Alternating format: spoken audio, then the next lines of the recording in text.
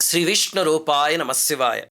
కులాలకు అతీతంగా ప్రతి ఒక్కళ్ళు పూజ చేసుకుని భగవంతుడికి దగ్గర కావాలి. అలాగే మీకు జీవితంలో ఏదైనా సమస్యొస్తే మీరు వేలు లక్షలు శాంతుల కోసం పోగొట్టుకోకండా, వీలుంటే గనక మీరే ఇంట్లో పూజ చేసుకొని ఆ కష్టం నుంచి డబ్బులు పోగొట్టుకోకుండా బయటపడాలి అనేది మా ఆకాంక్ష. అలా మీ జీవితాలు బాగుపడుతూ ఉంటే మాకెంత సంతోషమో! ఎందుకంటే మీరందరూ మాకు బంధువులు.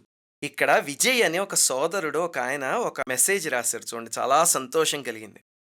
ఏమిటంటే ఒకళ్ళకి 4,00,000 అప్పిచ్చారట 2 సంవత్సరాల క్రితం. ఆ తీసుకున్న ఆయన గూడా చాలా మంచివాళ్ళు. వీళ్ళ స్నేహితులే.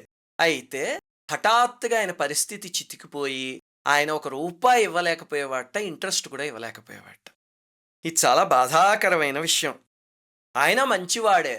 కానీ పాపం ఆయన మార్గాలన్నీ మూసుకుపోయి ఇవ్వలేక ఆయన కూడా బాధపడేవాడట. అవతల వాడు కావాలని ఎగ్గొట్టాడనుకోండి, అప్పుడు తీవ్ర దేవతాపాసన చేయగలిగితే కనుక మనం, దాని నుంచి ఆ దేవత ఇప్పిస్తుంది మనకి. అలాగ వారాహి ఆరాధన చేసి వేల మంది బాగుపడ్డారు. ఇక్కడ ఏమిటంటే పరిస్థితి, అవతల ఆయన కూడా పాపం మంచివాడే. అయినా సరే ఆయన జీవితం అలా అయిపోయి ఇంకేమీ చేయలేక ఆయన ఇవ్వలేకపోతున్నాడు. అప్పుడు వీళ్ళు మనం చేసిన నృసింహ రుణ విమోచన స్తోత్రం వీడియో చూశారట. నేను మీకు రుణ విమోచనంలో చెప్పాను. ఇచ్చిన అప్పుల్ని వెనక్కి తీసుకొస్తుంది. తీసుకున్న అప్పుల్ని ఇప్పించేలా చేస్తుంది అని. దాంతో స్వామి ఆయనకి మంచి జరిగించు, తద్వారా మా అప్పు తీర్పించు అని పూనికతో చేశారట. చూడండి అక్కడ వీళ్ళ సహృదయత మెచ్చుకోవాలి. అంటే అవతల వాళ్ళు మాకు డబ్బులివ్వలేదు, వాళ్ళ జీవితం నాశనం అయిపోవాలి అని చేయలే. వాళ్ళు కూడా బాగుపడాలి, తద్వారా అప్పు తీరాలి అని ఆ తపనతో చేశారట. ఇది సాధనలో చాలా గొప్ప స్టెప్ ఇది. ఈ బుద్ధి ఉండగలిగితే కనుక గురువైనా, భగవంతుడైనా తప్పకుండా రక్షిస్తాడు. ఎదురుగుండా వాడు నాశనం కాకూడదు, ఎదురుగుండా వాడు బాగుపడాలి అని కోరుకోగలిగితే అది ఆధ్యాత్మిక మార్గంలో పైకొస్తున్నారు అనడానికి సూచన.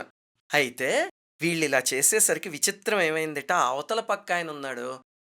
ఆయన దగ్గరికి ఒక చిన్ననాటి స్నేహితుడొచ్చాడట. వస్తే ఆయన ఈ పరిస్థితి చెప్పుకొని బాధపడ్డారట. "ఫలానా వాళ్ళ దగ్గర 4,00,000 అప్పు తీసుకున్నా ఇవ్వలేకపోతున్నాను" అని. వెంటనే స్నేహితుడు అది విని, "ఏం పర్వాలేదు నేను సర్దుతాను" అని చెప్పి ఆయనకి ఆ డబ్బులు ఇప్పిచ్చి, వాళ్ళ ద్వారా వీళ్ళకి ఇప్పిచ్చేసేట. వీళ్ళ అప్పు తీరిపోయింది. ఆ అమౌంటు మాకు చాలా అవసరం అండి అప్పుడు. చాలా పెద్ద అమౌంటు. భగవంతుడి దయ వల్ల ఇలా తీరిపోయింది అని నరసింహస్వామికి కృతజ్ఞతలు చెప్తున్నారు. చూడండి, ఇవన్నీ కూడా పురాణాల్లో మహర్షులిచ్చినివి. ఎప్పుడో ఇచ్చేసారు కదండీ అని కాదు. ఇప్పటికి కూడా పనిచేస్తూనే ఉంటాయి శ్రద్ధగా చేయగలిగితే. మీ అందరికీ నృసింహస్వామి అనుగ్రహం వల్ల ఈ రకమైన రుణబాధలు ఏమున్నా సరే తీరిపోవాలని కోరుకుంటూ శ్రీమాత్రే నమః. నమో నారసింహ.